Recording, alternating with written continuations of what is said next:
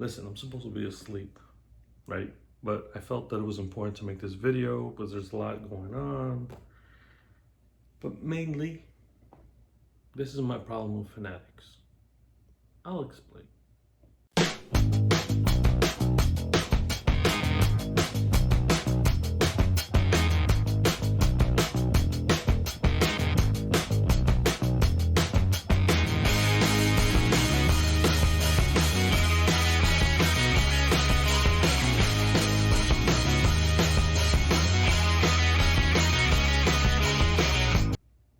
So there's a lot of things going around about Breonna Taylor, and there are individuals who are coming out saying they have facts.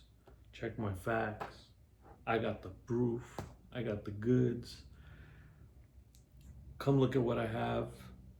This is the good stuff, and you know I've been doing exactly what they want. So there's this one guy, the Officer Tatum, who's a YouTuber, conservative, avid Trump supporter, and I don't know why his video came up. I think it was because I looked at one of my videos was about Kyle Rittenhouse, and I had checked the video from a Mr. Noir, and I think the Officer Tatum started showing up on my YouTube. And so a lot of what's been showing up is revolving around Breonna Taylor.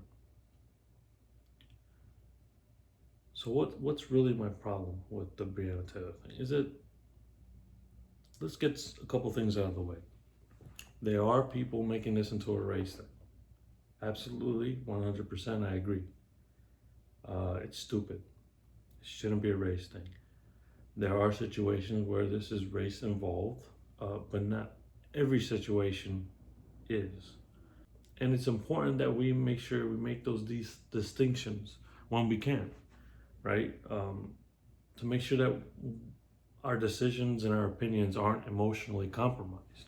And it's an important thing to make sure we do, and it's an important skill that some of us lack, apparently. Okay, so I'll link all this stuff on down below. So I've been watching the Officer Tatum give his point of view, and here's the thing: he has already made his decision, right? And it's not so much that he doesn't say things that are true; it's that he uses the things that are true to try to bolster his opinion, right? And he's also using his experience as a police officer as further proof that you should trust his opinion. The thing is, that's not always enough. Sometimes it is. I've said more than once that I was in the military, and I've used that for my opinions. But let's get back to this. He has said on multiple occasions that the police were justified, there was a knock, they announced themselves, he has the proof, there's a witness to the knock. He likes to point out that Breonna Taylor is a criminal, knee deep into criminal activities, and things of that nature. I'll link some of his videos down because they're important for this specific situation. And I also wanted to make sure I gave my own investigation towards this, I suppose. Investigation? I don't know, it's weird to say that. But I looked into a bunch of the facts. And in fact, I use his own report that he likes flaunting lately about the whole thing with Breonna Taylor, the exclusive Tatum Report stuff that he proposes. First off, about the knocking. Everybody's saying, we have a witness, they knocked, they announced themselves. And here's the problem. First, before we even get to the talk about the knocking, let us talk about the initial report. And it says the report released this week also has a box to check for forced entry, which was checked no. And it also said none in a space for the victim's injuries. In the notes narrative section, it simply said PIU investigation, which is the department's public integrity unit. Louisville police did give more details about the shooting in a media briefing held on March 13, hours after the shooting. Officials said that the officer knocked, announced themselves, and then forced their way into Taylor's apartment, where they were met with gunfire. They released details about the officer who was shot, John Mattingly. They also announced the arrest of Walker, but did not give Taylor's name, only saying at the time that a woman in the apartment was fatally shot. Already the initial report is suspect. If that doesn't bother you, I don't know what can, right? These are professionals. We are saying, hey, the professionals are saying this. They're saying they have a witness. They're saying they followed a direction. These are professionals, yet their initial report was jacked up, torn up, already made them suspect, right? And it wasn't until later on that more details were given. They say they have a witness. I have an article that says that there are 12 people that say that there was no announcement. There seems to be a argument about whether there was a knock or no knock. No, whatever was said before is irrelevant. Now everybody is saying there was a knock, right? There was a knock. The thing being contested is whether or not there was an announcement. So the Officer Tatum keeps on saying, hey, listen, I got proof. Check my proof. I got this investigation. And here's something that people are doing, which is, and it's been happening to a lot of these cases, right?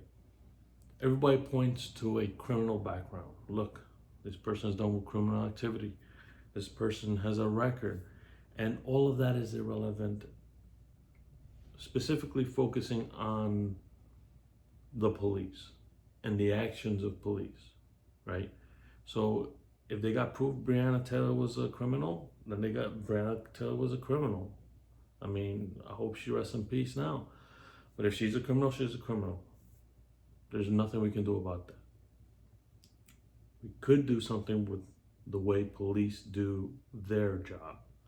And already in the first article that I showed up with, they dropped the ball. They dropped the ball in the initial report, right? So already suspect.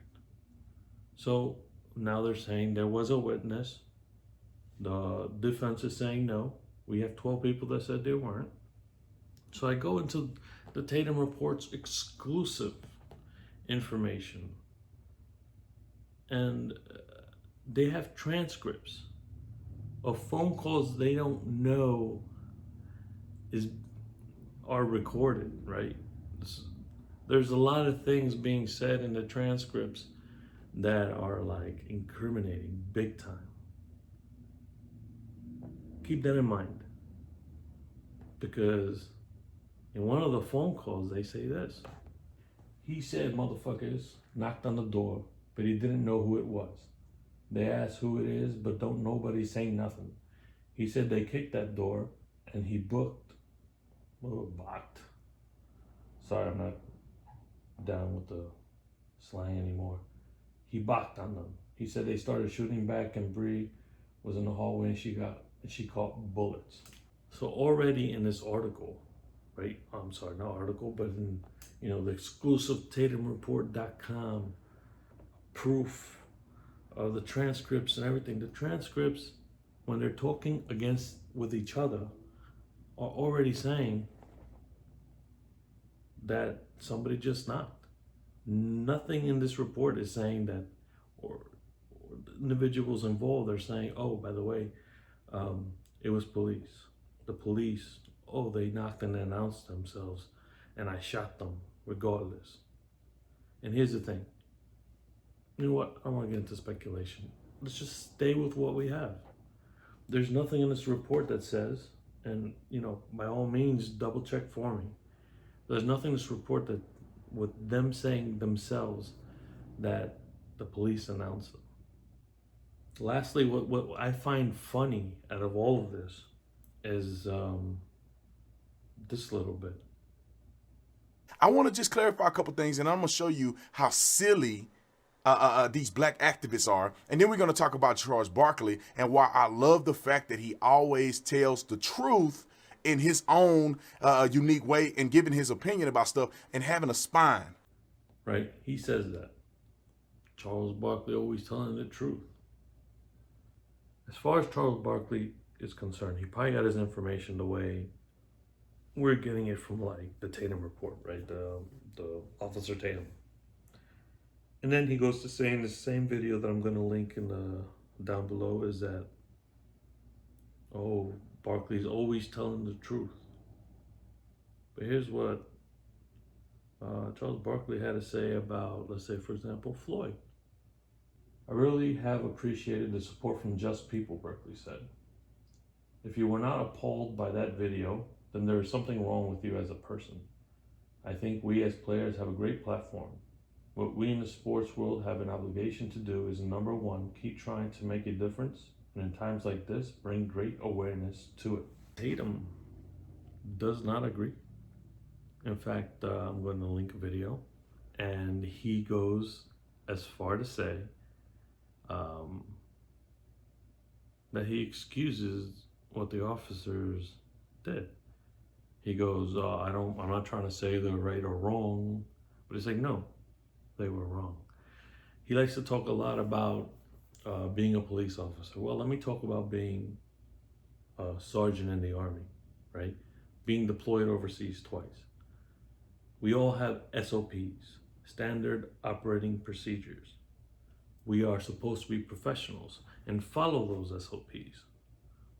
Does the SOP state that it's okay to put your knee in somebody's neck? If it doesn't, then there's no question about whether somebody is wrong or right. No question about, oh, it doesn't look right. You're in the wrong, right? You could put your knee on this lower back. Why does it have to be on the neck? And our boy Tatum, he wants to excuse it. But then the video gets worse. Excusing it isn't enough for him. He says this. Officer Chauvin is in a pickle because what he did visibly did not look appropriate. I mean, as a former police officer, and I taught new officers how to become officers. I was an FTO as well. It does not seem to be appropriate.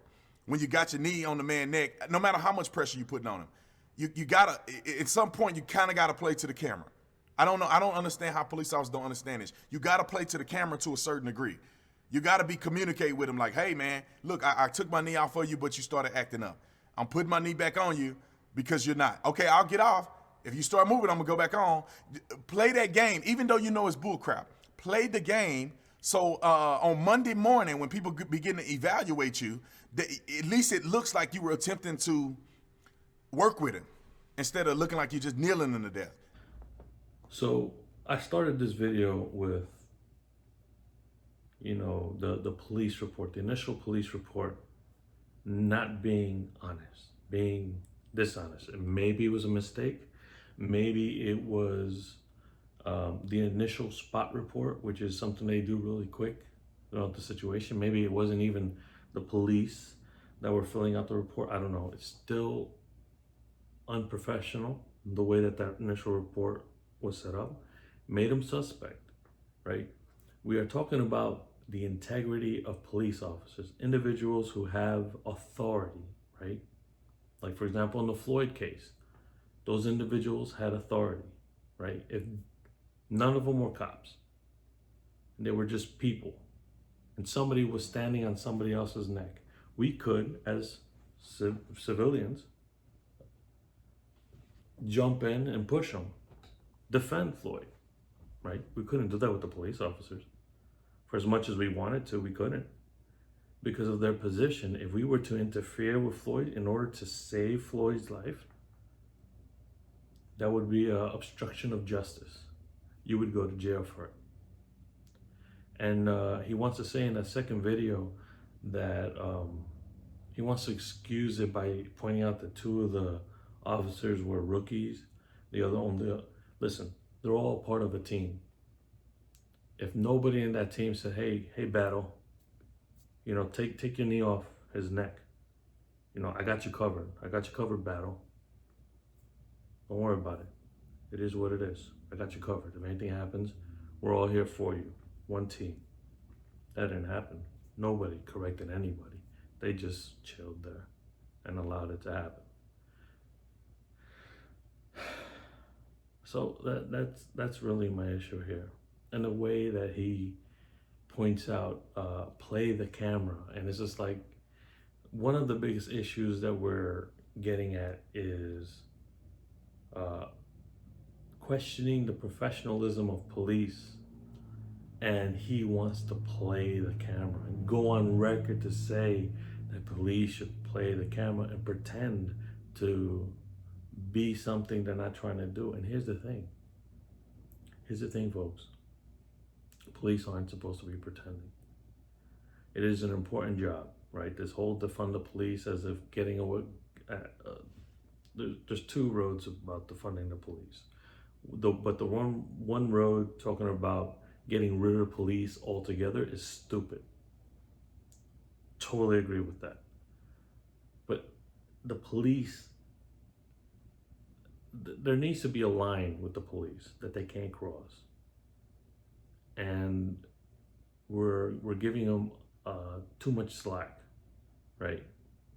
Some slack, right? Because we have to understand the dangers of policing. But too much slack where they can play the camera, where they're not following standard operating procedures. Individuals with authority who, historically speaking, get away with a lot. We can have a discussion about race politics. We can have a discussion about them being criminals. We can have all these discussions and make another video for it. But let's focus specifically on the conduct of police, right? These are the individuals we're entrusting with our community, with our safety. They can't be compromised. And if the police are compromised, then we need to get rid of them and put people who won't be compromised, who understand the dangers of the job, who understands that they cannot, they must maintain their degree of integrity. If the job is too much, where they need to lie on paperwork or omit information, then they're not the ones that need to have the badge. They need to give up their badge and let other people who are actually going to be honest about everything they do take up the positions. Matter of fact, I hope I don't get in trouble for this clip. I want to add a little clip before I go. Otherwise, this has been a message from your national idiot. Take care and be safe. Be without fear in the face of your enemies. Be brave and upright that God may love thee. Speak the truth always, even if it leads to your death. Safeguard the helpless and do no wrong. That is your oath.